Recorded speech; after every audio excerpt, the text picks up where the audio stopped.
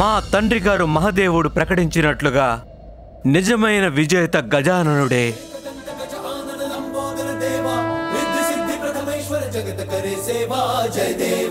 కార్తికేయుడు మాటలు అక్షర సత్యాలు. గజాననుడు బలాన్ని బుద్ధిని రెండింటిని ఉపయోగించారు. నిజమే కార్తికేయ కుమార. గజాననుడు తన బుద్ధి చతురతతో మమ్మల్ని ప్రతి సమస్య నుండి గట్టెక్కించారు. అందువల్ల గజాననుడే అన్ని విధాల అర్హుడు. అవును దేవసేనాపతి, మీ మాటలు అక్షర సత్యాలు. మన విఘ్నహరుడు తన తెలివితేటలతో తన శక్తియుక్తులనన్నిటినీ ఉపయోగించి మన దారిలో వచ్చిన ఆటంకాలంటిని సమర్థవంతంగా హరించాడు. కనుకనే తను మాత్రమే విజేతగా పిలువబడడానికి అర్హుడు. అది ఎవరో కాదు, దేవ గజాననుడు మాత్రమే.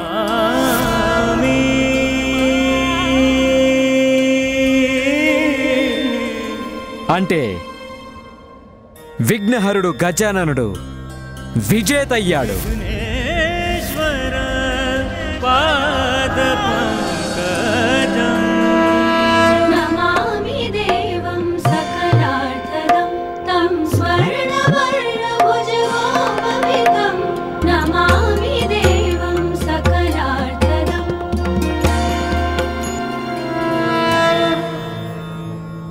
నేటి నుండి గజాననుడికి గజానందుడు అని పిలువబడే పేరు మాత్రమే కాకుండా తనకి మరొక పేరు కూడా లభిస్తుంది.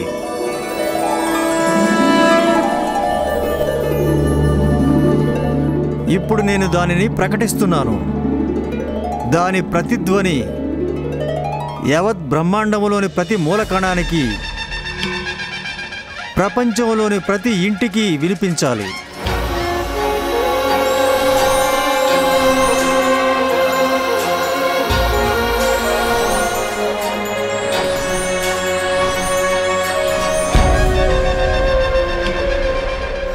దేవగణాలు, యక్షగణాలు, గంధర్వగణాలు, కిన్నెరగణాలు, తారాగణాలు, పాతాళగణాలు, భూగణాలు, జలగణాలు, గ్రహగణాలు, ఆకాశగణాలు, పశుపక్షాదులు, ఇంకా సమస్త చరాచర జీవగణాలు, అన్ని గణాలకు ఈశుడై నేటి నుండి గజాననుడు గణేష్ అని పిలువబడతాడు.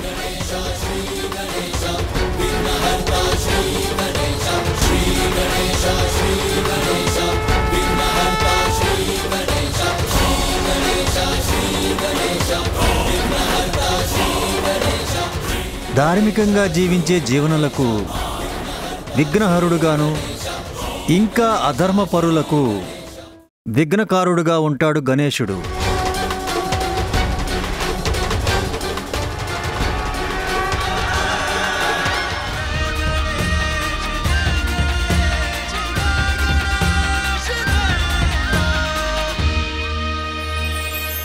గణేశుడు, విఘ్నహరుడు, గణేశుడు. ఈ సందర్భంగా నేటి నుండి కొత్త విధి విధానాలు రూపొందించబడతాయి. ఏదైనా శుభకార్యం ఆరంభించే ముందు జరిపించాల్సిన పూజలలో ప్రథమంగా విఘ్నహరుడైన గణేశుడికి పూజలు చేయడం అనివాలను ప్రదర్శించాడు. దేవతలతో పాటు యావత్ ప్రపంచపు శుభాలను కాచే గురుతరమైన బాధ్యతలను స్వీకరించాడు. ప్రథమ పూజ్యుడు శ్రీ గణేశుడికి జై! ప్రథమ పూజ్యుడు శ్రీ గణేశుడికి జై! ప్రథమ పూజ్యుడు శ్రీ గణేశుడికి జై! ప్రథమ పూజ్యుడు శ్రీ గణేశుడికి జై!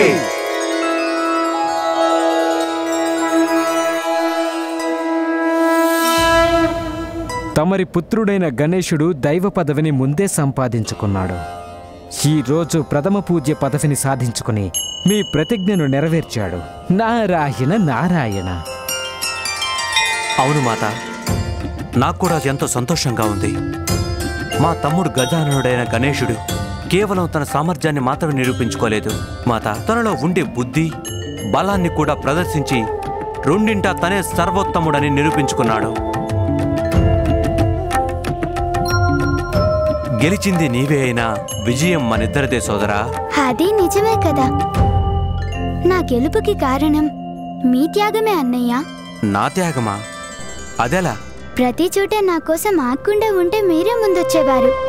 అందువలన నేను ఎప్పుడూ తమర్ని ఆదర్శంగా తీసుకొని తమరి అడుగుల వెంటే నడుస్తూ తమంతటి వాడిని అవ్వగలననుకున్నాను. నా విజయాన్ని చూసి తమరు ఆనందించడంలో నాకు గొప్ప ప్రేరణ లభించింది. తమరి ప్రేరణ వల్లే కదా నేను ఈ విజయాన్ని సాధించగలిగింది.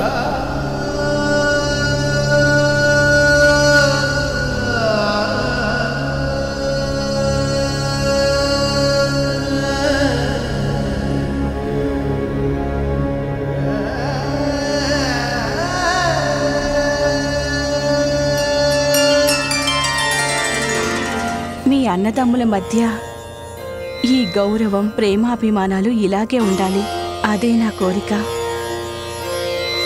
ఈరోజు మా పుత్రులిద్దరూ ఒక సత్యాన్ని నిరూపించారు. ఇద్దరూ సర్వోత్తములని. తమను నేర్పిన సంస్కారం, తండ్రి గారి ఆశీర్వాదం వల్లే కదమ్మా మీకు తగిన పుత్రులు అనిపించుకోగలిగాం.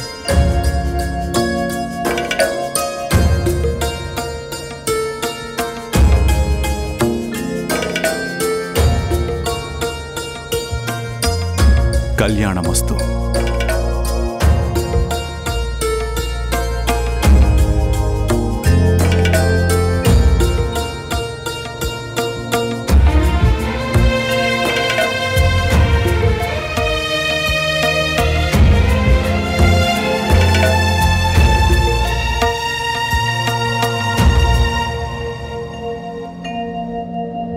నా మనసు అంగీకరించడం లేదు మాత. కానీ వీడుకోలు చెప్పక తప్పని పరిస్థితి. ఎందుకంటే దక్షిణాదిన నా కర్తవ్యం నన్ను పిలుస్తోందమ్మా. మాతా, నాకు అనుమతిని ప్రసాదించండి. కర్తవ్యం అనేది ఎప్పుడు అన్నిటికంటే ప్రధానమైనది పుత్ర.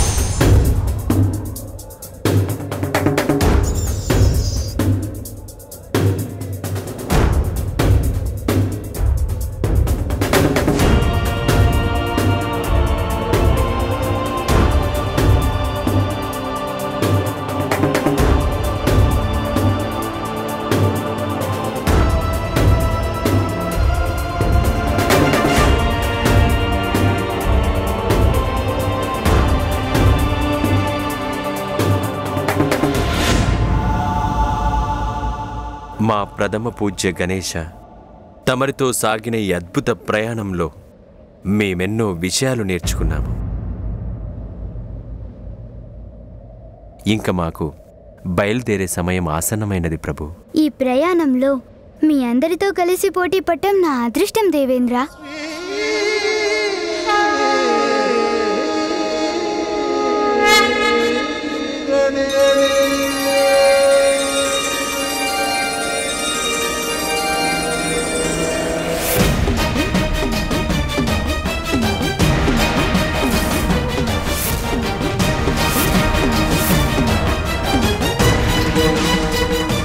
హఠాత్తుగా నాకు తల తిరుగుతున్నట్లు అనిపిస్తుంది. ఏంటి?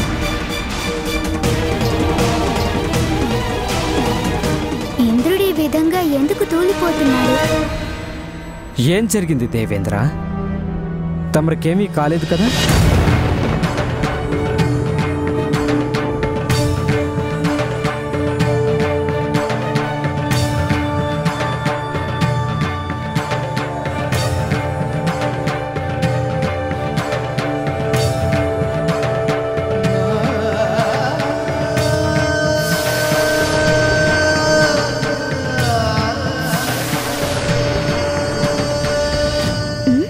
దేవతల చైతన్యం వారిని వదిలిపోతున్నట్టుందేమిటి? త్రిమూర్తులారా, మాతలారా, ఇక నాకు కూడా సెలవిప్పించండి.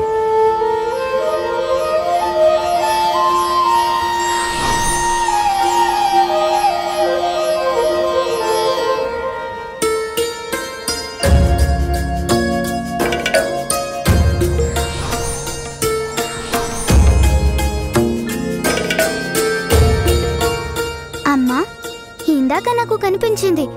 తమరికి కూడా కనిపించిందా? లేదు పుత్ర, నాకేమీ కనిపించలేదు. అమ్మ దృష్టి దాని మీద లేనప్పుడు తనని ఊరికే బాధ పెట్టడం మంచి పని కాదు. అదేమిటో నాకు పూర్తిగా తెలిసిన తర్వాతే చెప్తే సరిపోతుంది. పుత్ర, నిన్ను చూస్తుంటే బాగా అలసిపోయినట్టున్నావు. ఇక నువ్వు విశ్రాంతి తీసుకోవడం చాలా అవసరం.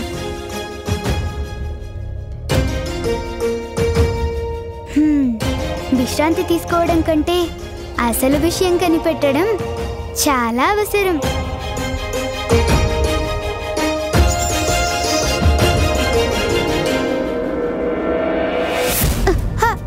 అరే, హఠాత్తుగా ఈ భూకంపం ఎందుకు వచ్చింది?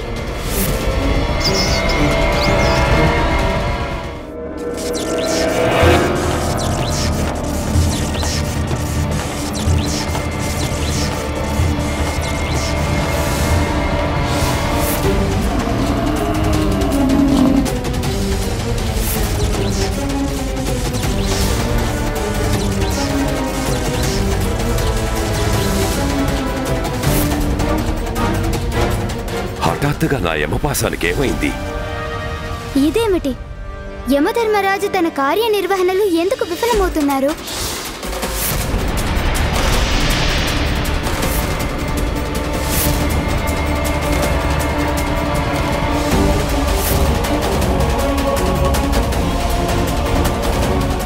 వాయుదేవుడు కూడా కార్యనిర్వహణలో విఫలమవుతున్నారు.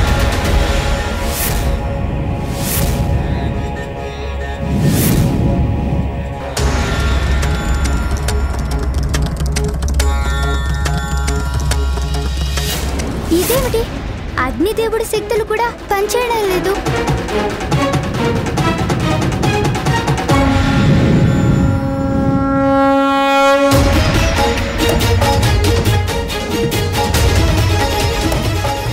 నా శక్తి యజ్ఞకుండం దాకా వెళ్ళడం లేదేమిటి? దేవతలందరి శక్తుల్ని ఎవరో హరించినట్టు ఉంది. అయినా దేవతలకు ఈ విషయం అర్థమవుతుందో లేదో తెలియడం లేదు. ఇదంతా ఏదో అరిష్టాన్ని సూచిస్తుంది. నేను వెంటనే దానికి గల మూల కారణం ఏమిటో కనిపెట్టాలి.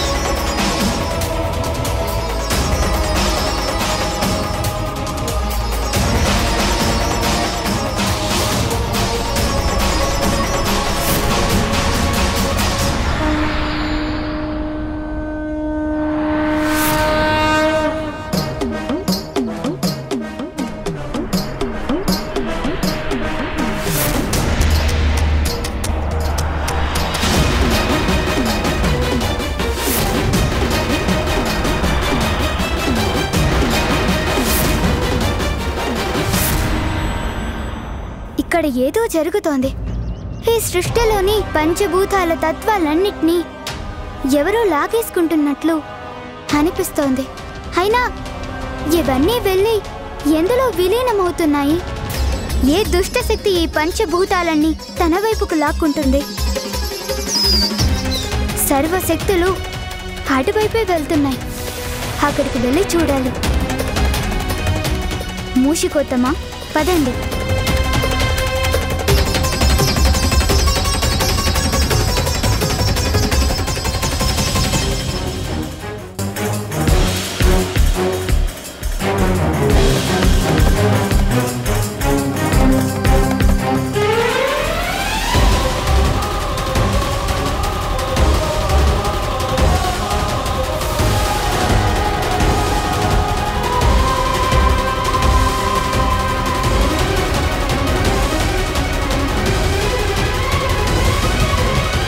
ఎవరై ఉంటారు? ఏదో మహోత్పాతానికి కుట్ర పన్నుతున్నట్టున్నారు. వారు ఎవరో కనిపెట్టి వారిని ఆపాలి.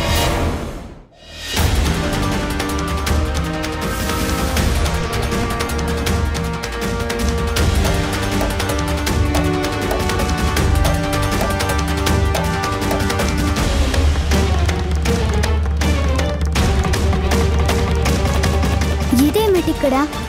బంగారం, వెండి, ఇనుముతో విచిత్ర స్తంభాలున్నాయి. వాటిని ఒక్కచోట నిలబెట్టి ఏం చేయాలనుకుంటున్నారు?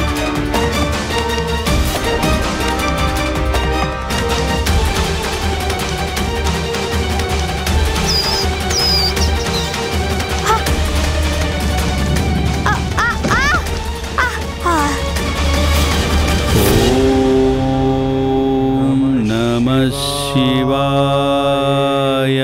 నా తండ్రి గారి మంత్రశక్తి నన్ను అక్కడికి వెళ్లకుండా ఆపుతుందనిపిస్తుందేంటి? అసలు ఏం జరుగుతోంది?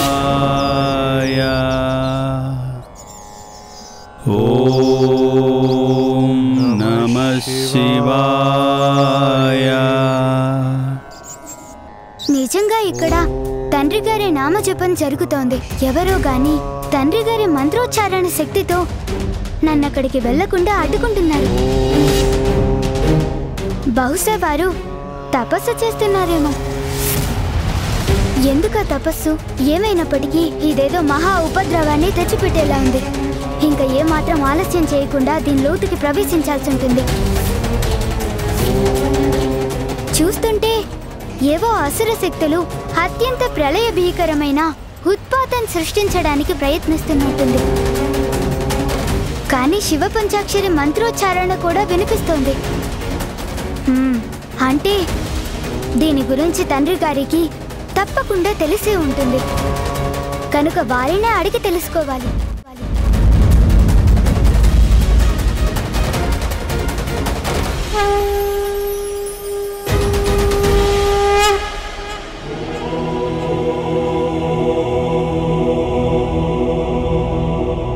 తండ్రి గారు ధ్యానంలో నిమగ్నమయ్యున్నారు. ధ్యానాన్ని భంగం చేస్తే సృష్టికి కీడు జరుగుతుంది.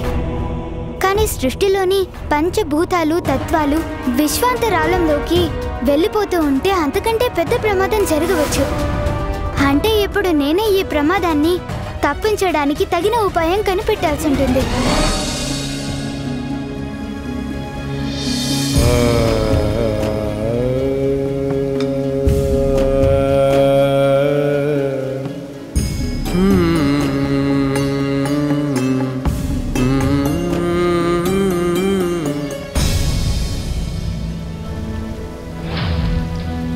పుత్రా, ఏమైంది? ఎందుకో ఆందోళనగా ఉన్నావు? అదేమిటో నాకు చెప్పకూడదా? అమ్మా, అది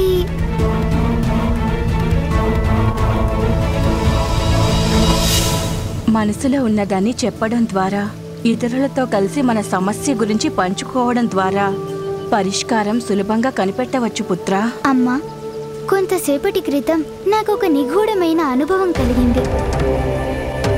అంతరిక్షంలో విచిత్రమైన త్రికోణాకృతి గల ప్రదేశం ఉంది.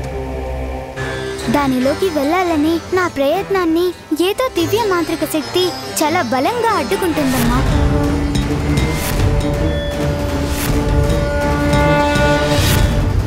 త్రిపురులు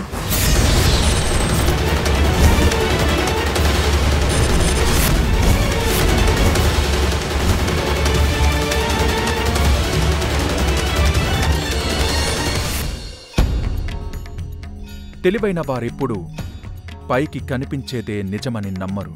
అందులోని సత్యాన్ని గ్రహించే ప్రయత్నం చేస్తారు.